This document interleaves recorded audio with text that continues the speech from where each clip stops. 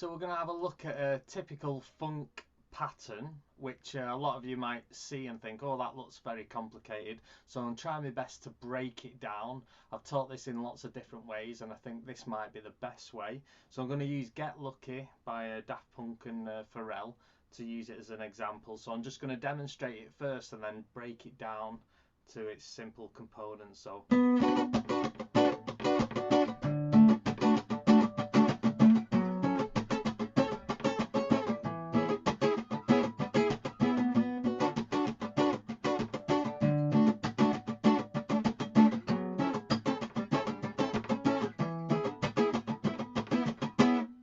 okay, so the first thing is working out this counting. So it's in 16ths, which means that a bar of 4, if you can see here, a straight bar of 4, 1, 2, 3, 4, has 4 beats within it. So you would count that as 1 E and 2 E and 3 E and 4 E and now you might be used to counting in 8ths, which is 1 and 2 and 3 and 4 and. Well, this E and the R is in between the and the main beat. So the main beat's 1, 2, 3 and 4, and the and, so the E and the R is in between that, and then there's always a subdivision in between that. So it's like maths really, it just keeps dividing into itself. So the first little exercise I've got is to mute the strings and just get this pattern and get it counted. So I want you to just mute the strings. So you're placing your fingers on the strings gently, because if I pressed on, you don't want to get a noise. You want to get just a nice, just touching the strings. And I'm focusing me sort of strumming on the thinner strings here. I'm not going up here. And I know it's hard to do that, but occasionally you might catch one of these deeper notes, but that's fine. So I want you to count like this: 1 E and 2 E and 3 E and 4 E and 1 E and 2 E and 3 E and just get a constant because in between the chord you're going to have the muting notes. You're going to have this, so you'll be placing the chord on, you know, what in between this. Okay, so that's what we got there: 1 E and a 2 E and a 3 and a 4 E and a. So just practice that. Now I've taken away the sort of count to let you show the main feel of it. This doesn't add up to a bar of 4, by the way, because what's going to happen is on the main beat you're going to have a down and a down. So I just want to get the main feel of this offbeaty thing, and you can see the chord hits down there, and then you've got 2 mutes, and then it's an up with the chord, 2 mutes and a down with the chord, 2 mutes and then an up. So it's going down, up, down, up, down every time you hear the chord. But these ones in grey, they're where you're going to mute the strings. So you can see it will give you some kind of syncopated feel, where syncopated meaning you've got the on the beat, the off beat, on the beat, just sort of at different points. Now we're going to use, for this example, the chord we're going to place on is going to be the first chord in the song. So we're going to bar the first 3 strings here. This isn't like tab music. This is the thin string down here, and that's on the 7th fret with the first finger just barring the 7th fret, first 3 strings. I'll show you what that looks like. So here, see there? So that's on the 7th fret. So that's going to be your chord. And I'm going to demonstrate how to read that with this. We're not doing the root of the chord, by the way. So what I want you to do is hit the chord as a down, and then 2 mutes. So that's going to be, I'll tell you what, I'll just show you the very first little bit. So this is going to go. So there. So show you. So chord, 2 mutes, and up. If you notice, I'm not going. I'm not just hesitating there to get the next upright. It's this hand is constant. What's this? Get that going. That hand will constantly keep going. I won't go. Yeah. You're better just keeping that hand, practicing keeping that going, and then do this. So it's chord, chord. Okay. So then you've got 2 mutes after that. So let's practice this one. So you've got chord, mute, mute, chord, mute, mute, chord, mute, mute.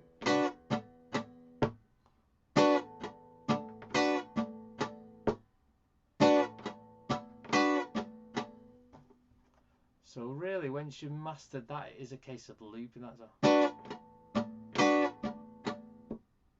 So we'll just do one bit of it and then keep it at that. So you're doing a chord, 2 mutes, a chord, 2 mutes. And if you notice, your chord on the first one's a down, and the second time you play the chord, it's an up. So to loop that round would be.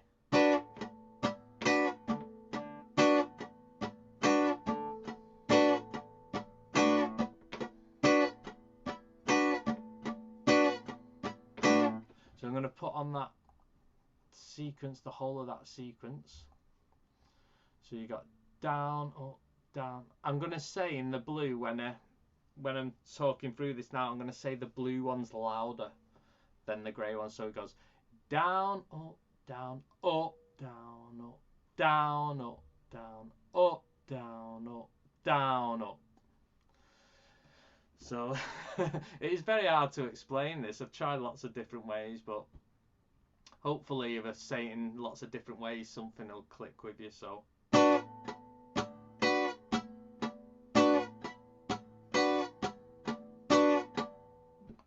okay. So now we want to add in a root to the chord. So if you can see with the count up here, your 1 is going to be here on this 9th fret on the 4th string up. So you might find it hard to bar there and put your 3rd finger there. You might want to use your little finger. It's easier to get this bar here. So you're going to pluck that on its own.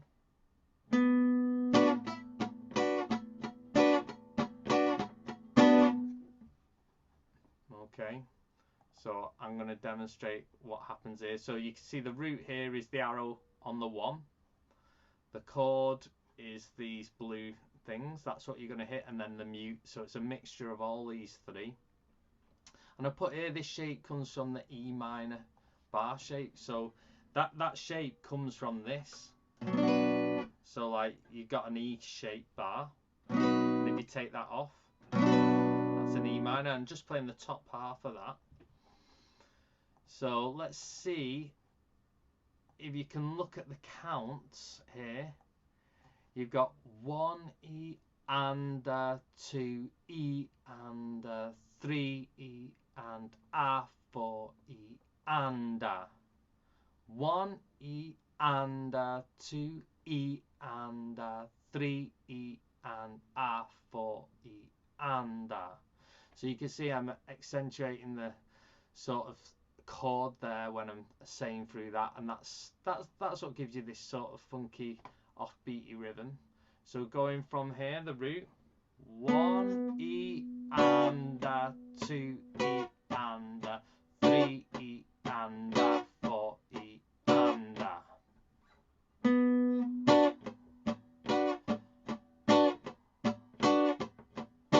After a while, you better not counting it, you know. You're better just feeling it. So it's boom, deck, deck, deck, deck, deck, deck, deck.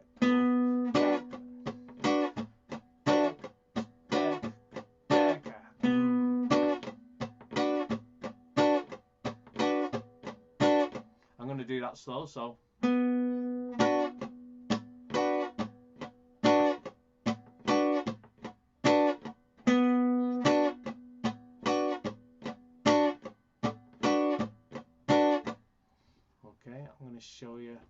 what that looks like.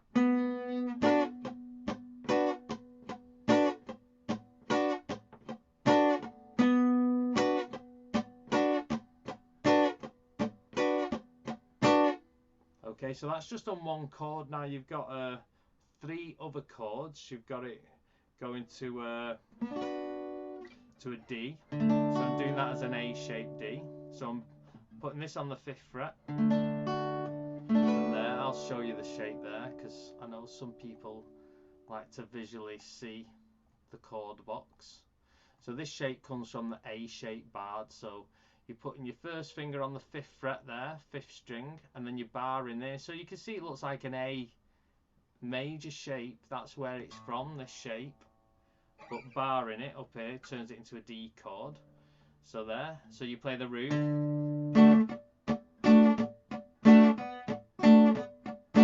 So you got.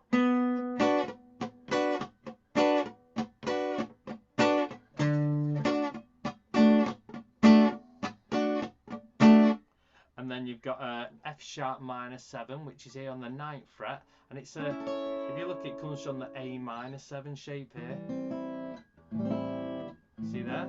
But because it's up here on the 9th, if you follow the root up here and up the chromatic scale, you'll notice that that stops on an F sharp.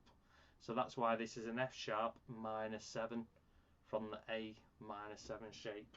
Sometimes it's good to explain where things have come from rather than just parrot fashion learning, watching someone play. So root,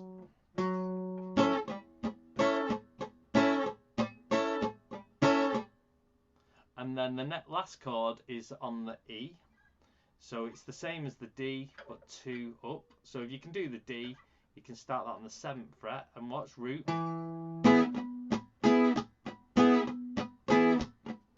So I'm going to show you the last 2 chords on the chord boxes.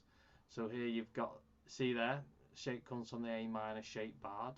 So you see that's on the 9th fret with your first finger and your 2nd and 3rd finger on them notes. And then the E is here, comes from the A shape. So it looks very similar to the D. Well, it is similar, but just on a different fret there. So I'm going to just practice the chords. So you got a B minor, then you got a D, then you got an F sharp minor 7, and then you got an E major. So B minor. You could do a full B if it's just you on your acoustic. And D. If I was doing a gig and I was singing it with just an acoustic, I would do a full chord. But if you just got a drummer and a bassist, you want to keep the part a bit more less fuller and clumpier and more just thinner sounding. So you notice a lot of lead guitar parts are just the thin, they're not full big shapes because they're giving space to the drums and bass. So if you don't have that, then yeah, do a full B minor chord. So here's your B minor to a D, F sharp minor to an E. Practice them 4 chords to a D, F sharp minor 7 to an E, and with each one you want the rhythm.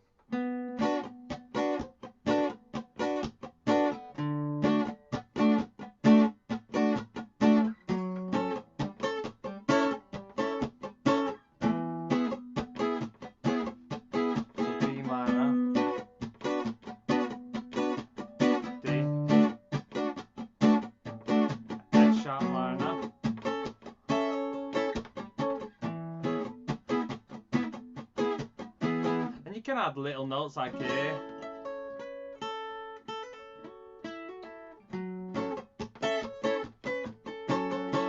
You know, you can add use this little finger to add little extra notes. So I'll try it with the full chord. So I'll hit the root here now.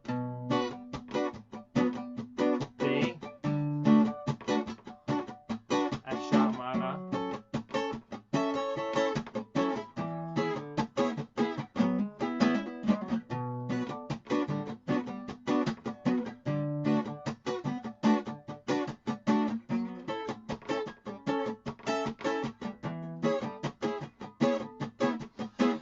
reason why we use the bar chords is because you have so much control over bringing all the notes off to get that mute sound in the middle. If you were using open chords, which you could play all them chords as open chords, B minor, yeah, that's barred, and then D. You've got ringing out notes, so how are you going to constantly do the mutes in between that? You know, F sharp minor, yeah, you can do it, and then E. You've got open notes here. But if you wanted to do a mellow version of it, like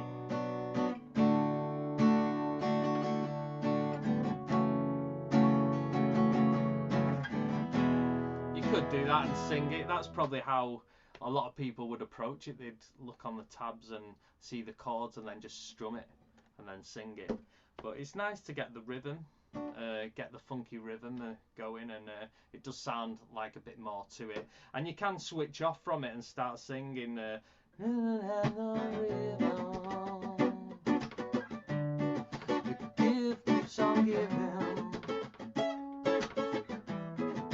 What is this I'm feeling?